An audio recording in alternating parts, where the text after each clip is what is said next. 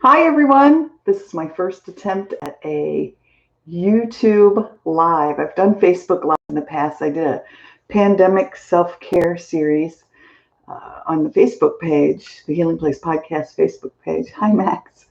And oh my gosh, it was wonderful. Over 100,000 views of all of the 36 beautiful, hope-filled, inspiring conversations with previous podcast guests. Filled with self-care strategies. So if you want to find that, go over to the Healing Place Podcast on Facebook under the videos tab, and there is a hashtag pandemic self-care series, and you can find 36 wonderful conversations from 15 minutes up to, gosh, I think one almost was an hour. So yeah, wonderful, wonderful advice. So today, Max wanted to sit with me. This is our schnoodle Max. Usually Sammie, my Labradoodle, is in with me for podcast interviews, but Max wanted to be in here today. Sam's actually in here. She's just laying on the floor, so he's needing some love right now. So yeah, I wanted to talk to you about Hooponopono Hawaiian healing, and this was introduced to me a couple of years ago when I had first started out on my healing journey. For those who don't know my history, I had a horrific first 22 years of my life with, I score on the ACEs, Adverse Childhood Experiences questionnaire, 10 out of 10. A lot of abuse, physical, sexual, emotional, psychological, as well as, gosh, my mind just went blank. Yeah, separation in my parents, struggles with poverty, and so much more. I was involved in some bank robberies. A coworker was murdered, so I had to testify at a murder trial.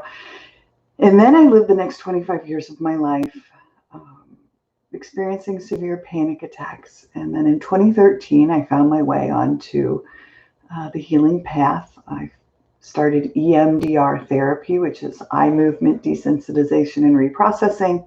Did that for 4 years, 98 sessions, but also started to read a lot on brain plasticity and changing habitual patterns, polyvagal theory, and so many of the things that are out there now that help us understand the impact of trauma on our brains, our bodies, our souls.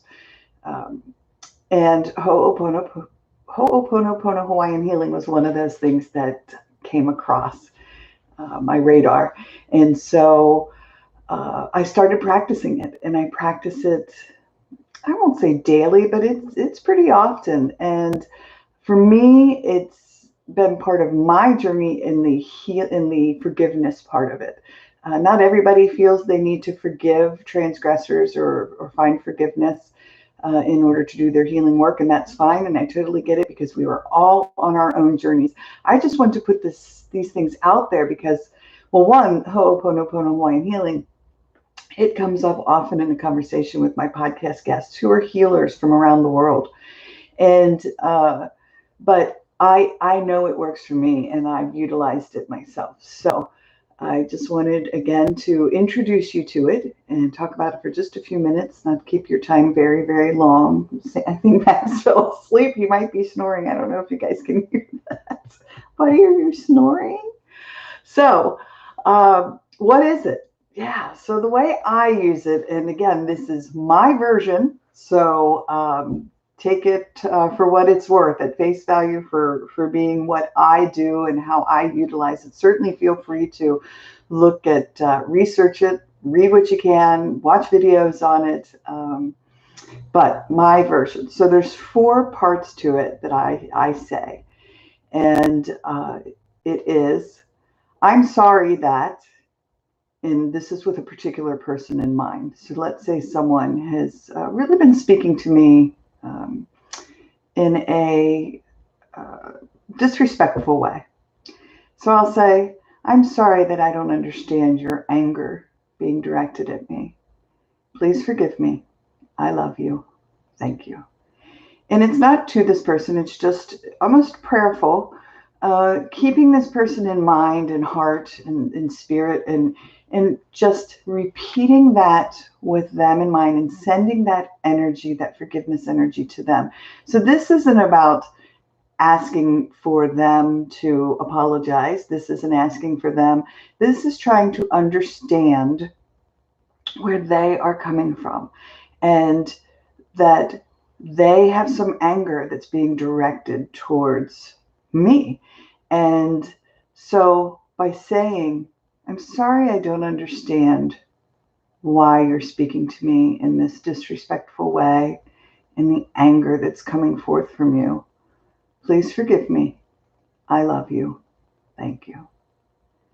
And say it. I say it until I feel it in, I don't know any other way to explain it, but in my molecules, till I truly feel it. And many, many times when I've gone through this practice, I will start to cry.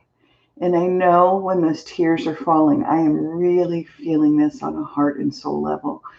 And it has been almost weird, creepy, not really creepy, but weird, like, whoa, that when I have had a particular person in mind, I kid you not, within a few minutes, my phone is ringing and it is that person calling me. And it's a shift in them. And I have been blown away by it. Or somehow that person's name will come across a social media screen or something, that it's almost as if the universe, God, angels, whatever you want to call it, is saying, message received, loud and clear. And so, again, I used this in the bank robber / murderer. More for just peace within myself. And so I said with him, I'm sorry I didn't understand your trauma history. Please forgive me. I love you. Thank you. And so that really, I said it and I said it and I said it, and I felt a peace come over me in regards to him and not knowing what he had been through. I'm not justifying his actions, but not understanding the trauma and the adverse childhood experiences he may have experienced. I don't know whether he did or not. Perhaps he didn't, but it helped me in finding a sense of peace. So anyway, it's a beautiful, beautiful, beautiful practice that I use along my healing journey. And I hope that it brings you some peace in your life and along your healing journey as well. All right, Max woke up because someone came into the house. So Maxie, you want to say bye to everybody? He's ready to go back to his nap. I love you, buddy. All right, everyone, I hope you have a wonderful rest of your day. Thanks.